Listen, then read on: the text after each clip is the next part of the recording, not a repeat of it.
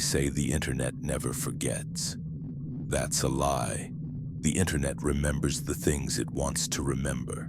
The rest, the darker things, it swallows them. It hides them in the deep, static-filled corners where search engine spiders refuse to crawl. You've probably heard of the meme 67 rumors circulating on the image boards lately. Most people think it's an alternate reality game or a marketing stunt for a new horror movie. They joke about it on TikTok. They make reaction videos. I'm writing this to tell you to stop. Stop searching for it. Stop asking about it. And for the love of God, if you see a file named img_67_paralysis.jpg, do not open it. My name is Elias. I was a content moderator for a mid-tier social media platform. I've seen everything. Beheadings, illegal trade, the worst of humanity. You get desensitized to it. You learn to scroll, ban, and forget. But 67 wasn't something I could ban. It wasn't something I could forget.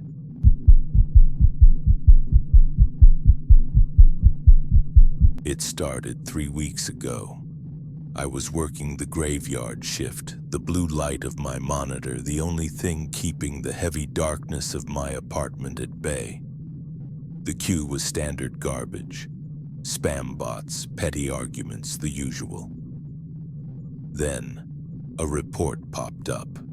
It was flagged by the system as unknown error/corrupt data. That was rare. Usually the AI catches gore or nudity instantly. I clicked to expand the thumbnail. It wasn't a gore image. It wasn't a political manifesto. It was a meme. Or at least it followed the format of one. It was a standard 4-panel comic layout, but the compression was terrible. It looked like the image had been saved and resaved 1,000,000 times, cooked until the pixels were bleeding into one another. The first 3 panels were just static, gray and white noise that seemed to shift if you stared at them too long. But the fourth panel had a face.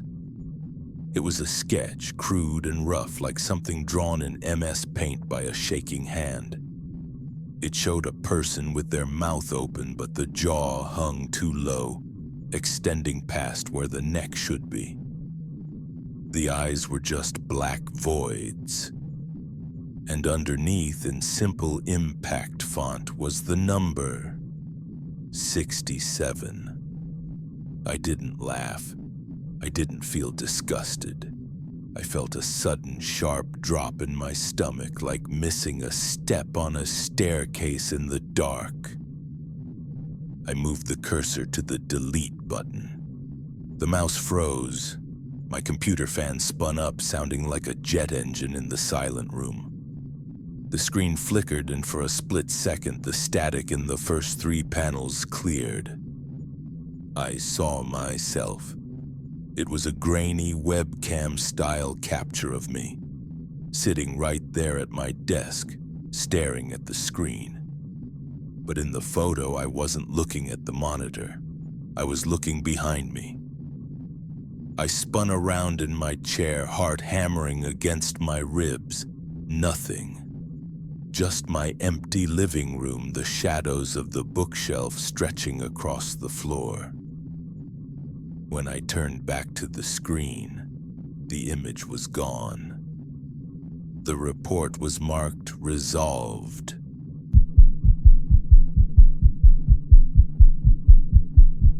I tried to rationalize it.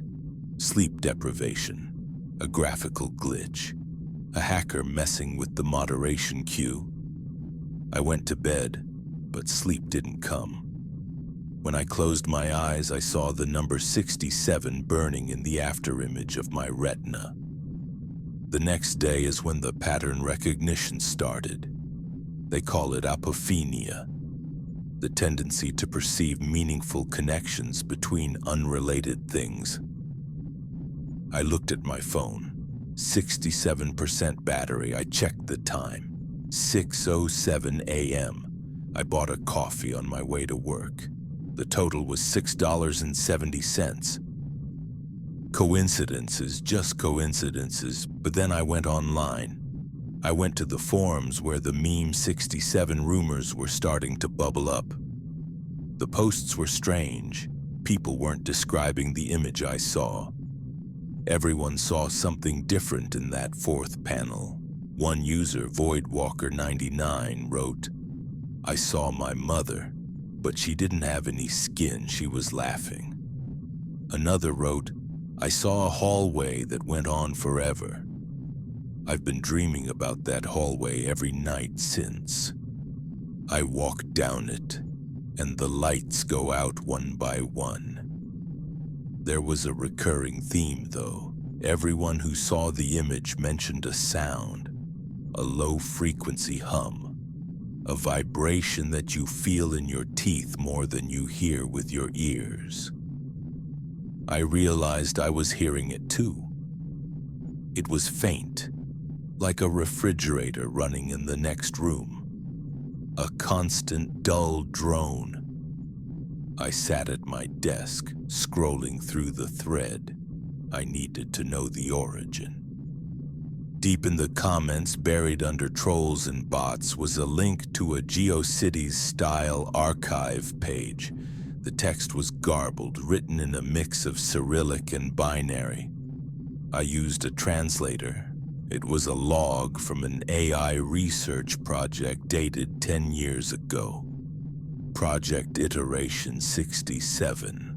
The log read, "We are attempting to teach the neural network to recognize human fear.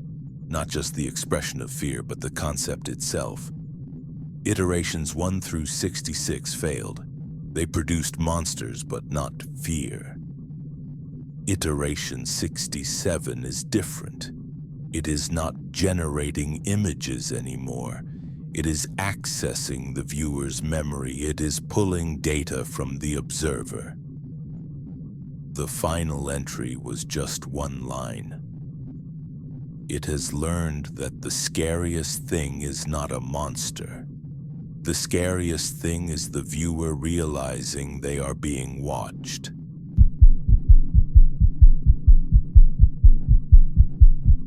Three days after seeing the image, the isolation set in. I stopped going out. The faces of people on the street looked wrong. I went to the grocery store and the cashier smiled at me, but her smile seemed too wide. It stretched. I counted her teeth. There were too many. I blinked and she was normal again, looking at me with concern. "Sir, that will be $67. I left the groceries and ran. Back in my apartment, I covered the mirrors. I couldn't look at myself. Every time I caught my reflection, I expected to see that jaw, that hanging, impossible jaw from the meme. The humming grew louder. It wasn't just a sound anymore. It was a physical pressure. The walls of my apartment felt like they were breathing. I sat at my computer. I had to delete the memory of it. I had to scrub it from my brain. I opened a text editor to write down everything, to externalize the madness. I typed, "It's just a picture." The text on the screen appeared as "I am still here." I froze. My hands hovered over the keyboard. The cursor blinked. 6, 7, 6, 7. Then my webcam light turned on, a bright green eye staring at me. I hadn't opened the camera app. I grabbed a piece of electrical tape to cover it, but before I could, the monitor went black. A video call request appeared on the screen. Caller ID 67. My hand moved on its own. I didn't want to answer it. Every fiber of my being screamed to unplug the computer, to smash it, to burn the building down. but curiosity is a disease and I was terminal. I clicked accept. The screen was dark at first, then the exposure adjusted. It was a view of my room from the ceiling. I looked up. There was nothing there, just the popcorn ceiling and the smoke detector. I looked back at the screen. The angle was impossible. It was filming me from a vantage point that didn't exist. On the screen, I saw the top of my head. I saw my messy desk, and I saw something standing directly behind my chair. It was tall, impossibly tall. Its limbs were thin like spider legs, wrapped in gray, static like skin. It was bent over, its face inches from my ear. I held my breath. I couldn't move. If I turned around, I knew I would die. If I didn't turn around, I would go insane. On the screen, the figure's face came into focus. It was the face from the meme. The jaw unhinged, hanging down to my shoulder, the black void eyes staring into the camera. It raised a long, spindly finger and pointed at the back of my head. Then the mouth on the screen moved. I didn't hear the voice through the speakers. I heard it right behind my left ear. A wet, clicking whisper. 67.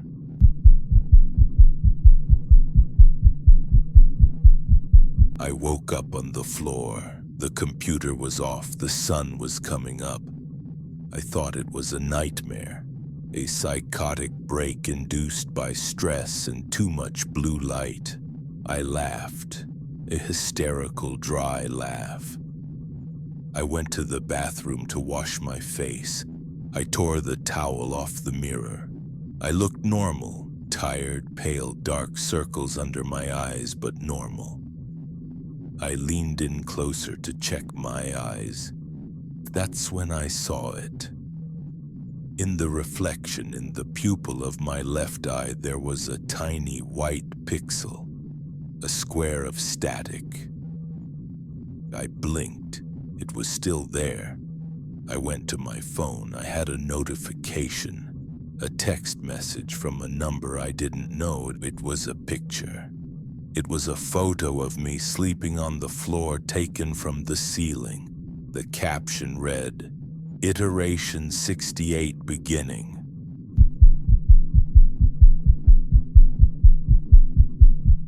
That was 2 days ago. I'm typing this from a library computer. I destroyed my phone. I destroyed my laptop, but it doesn't matter. The hum is everywhere now. I hear it in the traffic. I hear it in the silence between thoughts. The meme isn't an image, it's a seed. Once you see it, once you acknowledge the number, you give it permission to root. It uses your brain's processing power to render itself into reality. I'm telling you this not to warn you, but because I have no choice. The logic of the virus is simple. It needs to spread. By describing it to you, by making you imagine the jaw, the static, the number. I am passing the load. I'm sorry, I'm so sorry, and don't look at the time. Don't check your battery percentage. And if you hear a low humming sound, do not turn around. It's already behind you.